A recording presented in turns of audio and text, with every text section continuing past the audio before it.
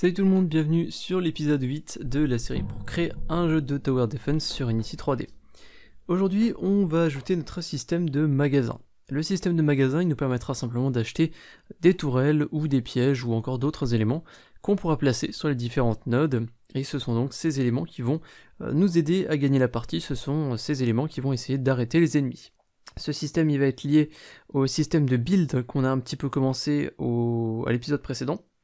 Et pour le moment, on n'ajoutera pas encore de système monétaire, c'est-à-dire qu'on ne pourra pas acheter des objets pour les placer, mais on va simplement faire le menu de sélection des objets. Donc on va dire en quelque sorte qu'on aura de l'argent à l'infini pour nos tests, et ensuite on ajoutera un système pour que le joueur puisse payer les améliorations qu'il souhaite intégrer dans la scène. Alors j'ai encore une tourelle qui est placée depuis pas mal de temps en fait pour les épisodes de test. Cette tourelle, je vais la sélectionner, je vais la supprimer, on n'en aura plus besoin pour le moment en tout cas.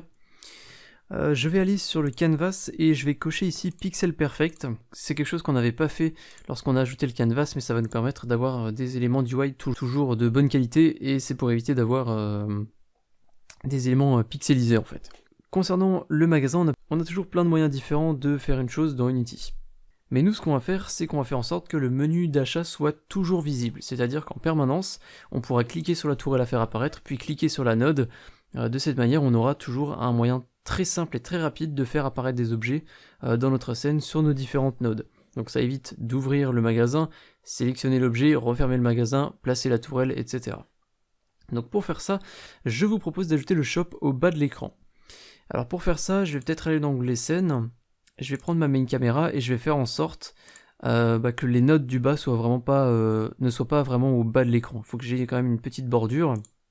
Donc je vais simplement reculer un peu la caméra et la rapprocher un peu. Donc je vais faire ça un peu à l'œil. Ça m'a l'air pas trop mal. Je vais peut-être réduire encore un peu.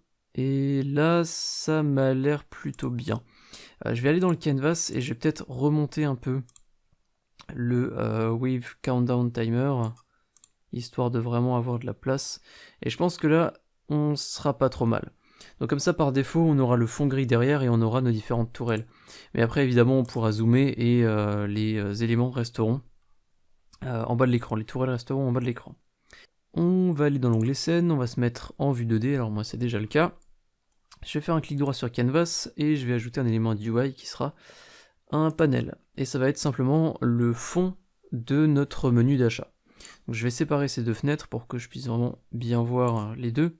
Je vais sélectionner l'outil de sprite ici, donc le rect tool, et je vais tirer mon sprite jusqu'au bas de l'écran pour qu'on ait vraiment un fond pour placer nos différents objets ici.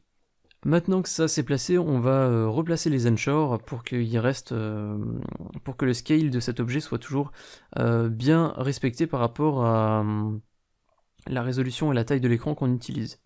Donc on va laisser panel sélectionné, et ici dans Rect Transform, on peut sélectionner cet élément ici, donc Stretch Bottom. Ok, maintenant qu'on a notre panel, je vais déjà changer un petit peu sa couleur, je vais faire quelque chose de plus foncé, mais à la limite c'est pas très important pour le moment.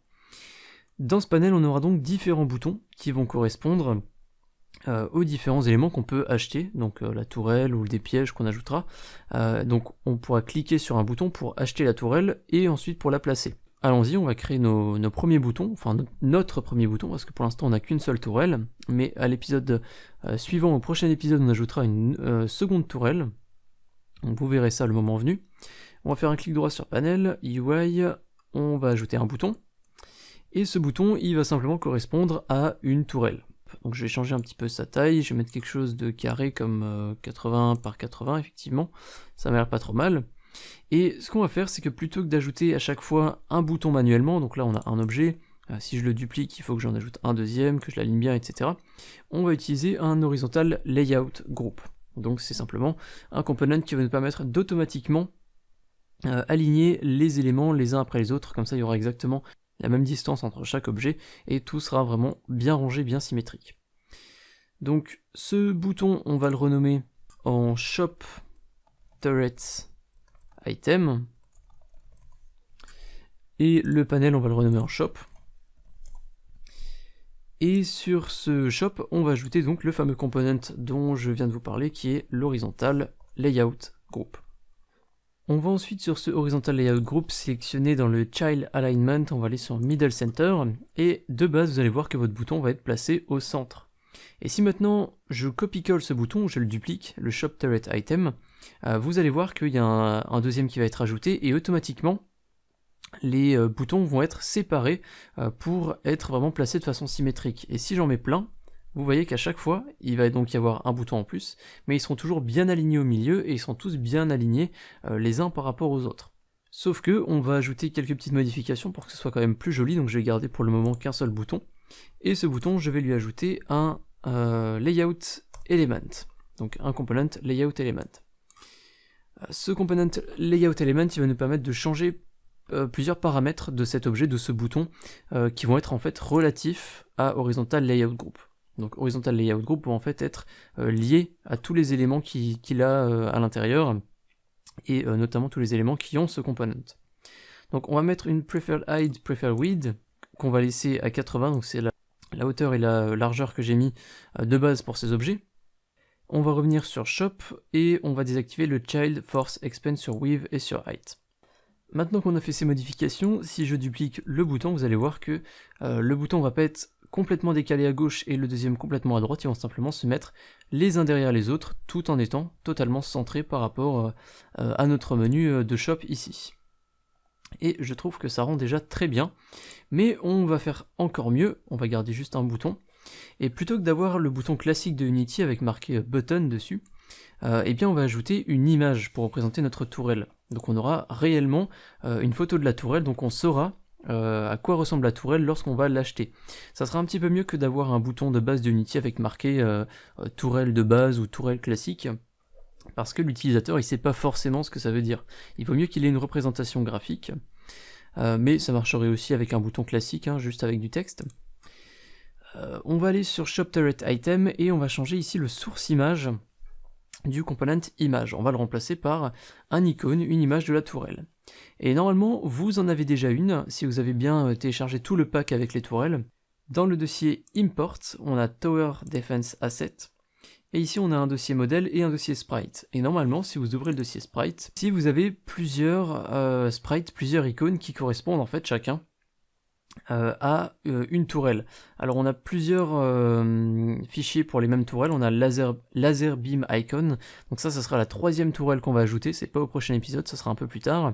Vous voyez qu'on a donc un dossier qui s'appelle icon, on a un dossier qui s'appelle icon PSD. PSD c'est simplement l'extension utilisée par Photoshop. Donc il faut ça, donc c'est très pratique pour éditer ça directement sous Photoshop si vous l'avez. Donc là on a le Missile Launcher Icon, Missile Launcher PSD, donc ça sera pour la tourelle du prochain épisode. Et ici on a Standard Turret Icon et Standard Turret Icon PSD qu'on va utiliser aujourd'hui pour ce système de shop. Alors ce que je vous propose c'est de sélectionner tous ces éléments. Il y a aussi White Square qui est simplement un petit carré blanc qu'on utilisera plus tard. Donc sélectionnez-les tous. Texture Type, ici on va aller sur Sprite. Tout ce qui est ici, on va le laisser pour l'instant. Le Max Size, on va le passer à 512. Pour le Resize Algorithm, on va rester sur Mitchell. Et la compression, on va se mettre en qualité haute. Et on peut cliquer sur Apply. Ça va prendre un petit peu de temps à modifier tout ça. Et vous allez voir une petite modification ici dans l'onglet Project. Alors, si j'augmente, ça se verra un petit peu mieux. Avant, on avait un carré blanc autour, on avait le fond. Et maintenant, vu qu'on les a transformés en sprite, la transparence a été prise en compte. Et on a donc un fond transparent derrière tous nos objets. On va donc revenir sur Shop Turret Item et on va glisser l'un des deux icônes de Standard Turret. Vous pouvez prendre celui que vous voulez, que vous utilisiez le PSD ou directement le fichier PNG, ça change pas grand chose. Donc moi je vais prendre le premier, je vais le glisser. Et une fois que j'ai fait ça, vous avez vu que le fond de mon bouton a été remplacé par la tourelle. Donc si je vais dans l'onglet Game, on a maintenant une représentation visuelle de l'objet qu'on peut acheter et qu'on peut faire apparaître sur les nodes. Et c'est donc cette fameuse tourelle. En revanche, si vous ouvrez l'objet Shop Turret Item, vous retrouverez le texte. Vous voyez que le texte de bouton, en fait, il est toujours là. Si je mets en blanc, on le verra mieux. Pour l'instant, on va juste le désactiver, on va pas le supprimer. On en aura peut-être besoin plus tard pour afficher le nom ou le prix de l'objet. En revanche, je trouve que l'icône est peut-être un petit peu petit. par rapport au fond gris qu'on a. Donc on va peut-être l'augmenter pour faire en sorte que vraiment les coins suivent simplement le fond. Donc pour faire ça, je vais aller sur Shop Turret Item, et moi j'ai déjà fait les tests. Si je mets 100 par 100, vous pouvez voir que le haut et le bas sont bien respectés par rapport au panel Shop qu'on a derrière. Ou alors vous pouvez simplement le faire à la main, vous sélectionnez un coin de l'objet et vous tirez simplement pour agrandir. Et pour ma part, je vais rester là-dessus, et dans l'onglet Game, ça rend plutôt bien. Dernière chose à faire, la taille que vous avez mis ici, donc moi j'ai mis 100 par 100, vous allez aussi la remettre dans le Layout Element ici, donc moi je vais remplacer 80 et 80 par 100 et 100. Ok, parfait. Et vous allez voir que si on passe maintenant dans l'onglet Game, que j'appuie sur Play, eh bien cet objet va agir comme un bouton si je passe la souris dessus. Alors c'est vrai que ça se voit peut-être pas vraiment, parce que c'est en petit, mais si je passe la souris dessus et que je clique sur cet objet, eh bien on peut voir qu'il y a une certaine couleur qui apparaît lorsque l'objet est highlighted, c'est-à-dire lorsqu'on passe la souris par-dessus. Je vais peut-être modifier ça pour qu'on le voit un petit peu mieux. Donc ici dans Highlighted Color, je vais peut-être mettre un gris pas trop foncé non plus, et Pressed Color, je vais peut-être pas le modifier pour l'instant. Alors on va réessayer de voir ça. Si maintenant je passe la souris dessus, ça se voit quand même beaucoup mieux je pense sur la vidéo. Si je passe la souris dessus, on voit que la tourelle devient plus foncée, et ça donne une indication visuelle à l'utilisateur comme quoi il peut cliquer sur l'objet. Et la navigation, en revanche, ici on va passer sur None. La navigation en fait c'est fait pour passer facilement d'un objet, d'un élément du UI à un autre, notamment avec la touche Shift, ou avec les flèches, ou alors avec une manette, si on a une manette qui est connectée. Mais vu que nous dans notre jeu on fait la navigation uniquement via la souris, on va passer sur None. On va ensuite aller dans le dossier prefab ici, et on va créer une prefab de cet objet Shop Turret Item, donc on peut simplement le glisser-déposer dans le dossier prefab. Et je vais réduire un petit peu ça, voilà. Maintenant qu'on a ça, il va falloir qu'on fasse un lien entre ce bouton ici et un système pour acheter cette tourelle et la placer. Pour faire ça, on va devoir créer un script shop avec une fonction qui va être attribuée à ce bouton ici dans le onClick. Mais il nous faut ce script shop, donc on va aller sur shop, on va créer un nouveau component du même nom, shop, un script. On va enlever les systèmes collections, on n'en aura pas besoin. On peut également enlever la void start et la void update pour le moment. On va créer une nouvelle fonction qu'on va appeler purchase standard turret, donc achat de la tourelle standard, la tourelle de base. Et pour l'instant on va juste mettre un debug.log à l'intérieur qui va nous permettre de dire que tourelle standard sélectionnée. On va sauvegarder ça et on va directement hook le bouton à cette fonction, c'est-à-dire qu'on va lier le bouton pour qu'il appelle cette fonction. Donc on va aller sur Shop Turret Item, on va glisser, alors déjà on va faire un plus ici dans le onClick, on va glisser le shop. Dans Now Function ici on va sélectionner Shop puis Purchase Standard Turret. Très important, il faut que cette fonction soit en public, sinon on ne peut pas l'ajouter. Et maintenant en théorie, si j'appuie sur Play, et que je clique sur ma tourelle, on devrait voir un message dans la console qui nous dit que la tourelle standard a été sélectionnée. Donc ça fonctionne bien. Maintenant que notre bouton est lié à une fonction, il faut qu'on modifie cette fonction pour avoir un lien avec le Build Manager. D'ailleurs on va aller l'ouvrir, le Build Manager, il est sur Game Manager, on va l'ouvrir, on double-clique dessus. Et à l'intérieur on a donc déjà certains éléments qui font référence à cette tourelle standard. On a une variable publique GameObject, donc il y en aura une pour chaque tourelle. Dans la void start, on dit que la tourelle qu'on veut construire, c'est la tourelle de base. Donc c'est la tourelle de base qui va être sélectionnée. Donc si on clique sur une node, n'importe laquelle, c'est directement une tourelle standard qui va apparaître. Cette fonction start, on va justement l'enlever, parce qu'on veut plus que la tourelle de base soit la tourelle sélectionnée par défaut. On veut vraiment que l'utilisateur puisse choisir la tourelle qu'il veut construire dès le début du jeu. Pour faire ça, on va créer une fonction, donc on va dire public, void, qu'on va appeler setTurretToBuild, donc sélection de la tourelle à construire. Et nous ce qu'on va faire, c'est qu'on va appeler cette fonction, et cette fonction elle va dire que la tourelle qu'on veut construire, c'est celle qu'on a sélectionnée. Donc on va appeler cette fonction en lui disant on veut cette tourelle, et le script il va nous dire ok, vous voulez cette tourelle, eh bien je vais la stocker dans turretToBuild, et ensuite on n'aura plus qu'à cliquer sur une node pour faire apparaître la fameuse tourelle. Donc évidemment, comme je l'ai expliqué, on va appeler cette fonction en envoyant un objet. Donc il faut qu'on prenne un argument GameObject, qu'on va appeler turret, et on va dire que turret2build va être égal à turret. Donc peu importe la tourelle qu'on va envoyer, ça va être la nouvelle tourelle à construire. Et pour faire la sélection, on va pouvoir faire ça très facilement parce qu'on a donc un singleton ici, qui, je vous rappelle, nous permet d'accéder facilement à Build Manager. Mais en revanche, on va quand même sauvegarder Build Manager dans le cache, en quelque sorte. On va créer une variable pour le stocker à l'intérieur. Malgré qu'on puisse y accéder depuis n'importe quel script sans avoir une référence, eh bien ça nous économisera un petit peu les ressources de l'ordinateur.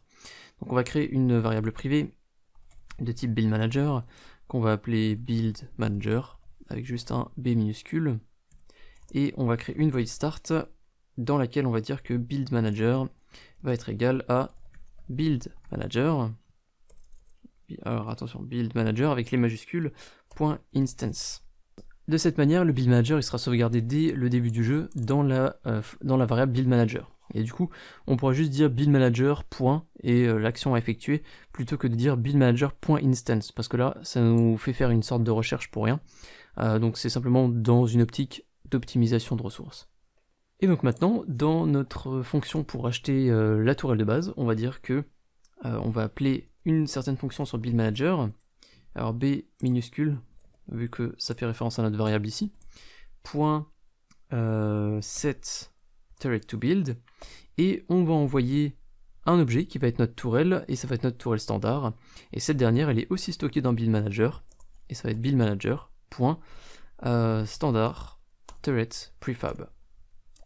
Et de cette manière, rien qu'avec ces quelques lignes, on va pouvoir envoyer au manager de construction, le build manager, on va pouvoir lui expliquer que c'est la tourelle standard qu'on veut faire apparaître la prochaine fois qu'on clique sur une node. Sauf qu'on va avoir un léger problème, on va ouvrir le script node, et dans le script node, dans la fonction onMouseDown, on a deux lignes ici qui vont récupérer la tourelle à construire, et la tourelle à construire, on va la récupérer dans le build manager avec la fonction getTurret2build. Le problème, c'est que maintenant qu'on n'a plus la fonction start dans le build manager qui met la standard turret par défaut, et bien la variable turret2build ici, elle est vide de base. Tant qu'on n'a pas cliqué sur quelque chose dans le shop, et bien c'est vide. Donc on risque d'avoir des erreurs qui vont apparaître parce qu'on va faire référence à une variable vide, donc forcément ça va être un petit peu compliqué. Tout d'abord, on va faire comme dans shop, on va faire une variable privée, build manager, qu'on va appeler build manager. Encore une fois pour l'économie de ressources, pour éviter d'avoir à appeler l'instance directement. Et donc dans start, on va dire que build manager est égal à build manager avec une majuscule .instance. Et ici à la place de build manager.instance, on va juste dire build manager avec un B minuscule. Est-ce qu'on a une autre référence à l'instance que je vérifie? Non, on n'en a pas d'autre, donc c'est bon. Et du coup, l'idée, ça va être de ne pas lire les lignes qui se trouvent dans onMouseDown tant qu'on n'a pas de tourelle à construire. Tant que la variable turret2build est vide, eh bien, on va pas lire la suite parce que ça va servir à rien. Donc, on va dire que si buildManager.getTurret2build est égal à nul, c'est-à-dire qu'on n'a pas de tourelle à construire, la variable est vide, alors on va simplement faire un return. Ce qui va nous permettre de ne pas lire la suite de onMouseDown et donc de sortir directement de la fonction. On veut absolument pas lire cette fonction s'il n'y a pas de tourelle à construire. Et ce qu'on peut d'ailleurs faire éventuellement, c'est copier ce code, cette partie là, cette petite condition, et l'ajouter ici dans le onMouseCenter. De cette façon, lorsqu'on va passer la souris sur une node, si on n'a pas de tourelle sélectionnée, eh bien il ne se passera rien. Alors que si on a une tourelle sélectionnée, eh bien la node va s'allumer, elle va donc, la couleur va un petit peu changer, et la node sera mise en valeur. Donc en gros, on veut mettre en valeur une node uniquement si on a une tourelle sélectionnée. On va pouvoir aller tester ça, je vais revenir sur Unity. On va attendre la compilation, je vais appuyer sur Play. Et du coup maintenant, si je passe ma souris sur les nodes, vous voyez qu'il n'y a absolument rien qui se passe. D'ailleurs si je zoome, on verra peut-être mieux. Vous voyez que là, les nodes ne sont pas en couleur. Si je clique sur la tourelle de mon shop, on a un message qui nous dit que la tourelle standard a été sélectionnée. Mais en plus, si je passe la souris sur les nodes, on peut voir que cette fois-ci, le highlight se fait, donc le changement de couleur se fait, ce qui signifie que l'utilisateur peut interagir avec. C'est simplement une petite indication visuelle pour le joueur pour qu'il sache que maintenant, s'il clique sur une node, eh bien il va se passer quelque chose, et cette chose, c'est simplement l'apparition de tourelles. Et d'ailleurs maintenant, la tourelle elle est sélectionnée et elle reste sélectionnée pour le moment, donc je peux en placer sur toutes les nodes que je veux. Donc c'est super, notre système de shop fonctionne. Juste avant de finir la vidéo, je vais vous montrer un petit bug qui peut être assez embêtant. Si maintenant je zoome et que je sélectionne ma tourelle, que je me mets au-dessus d'une node, donc je vais essayer de mettre l'icône de la tourelle au-dessus d'une node, donc vous voyez que mon icône de tourelle est au-dessus d'une node, la tourelle est déjà sélectionnée. Donc si je passe la souris, on voit qu'il y a le highlight. Et si maintenant je clique sur le bouton de ma tourelle ici, alors qu'elle est déjà sélectionnée, eh bien vous avez vu que la tourelle derrière est apparue et en plus j'ai resélectionné cette tourelle. Ça voudrait dire qu'à chaque fois qu'on a un objet sélectionné et qu'on clique sur un élément du UI avec une node en dessous, eh bien on va toujours le faire apparaître à chaque fois en dessous, en plus de la sélection.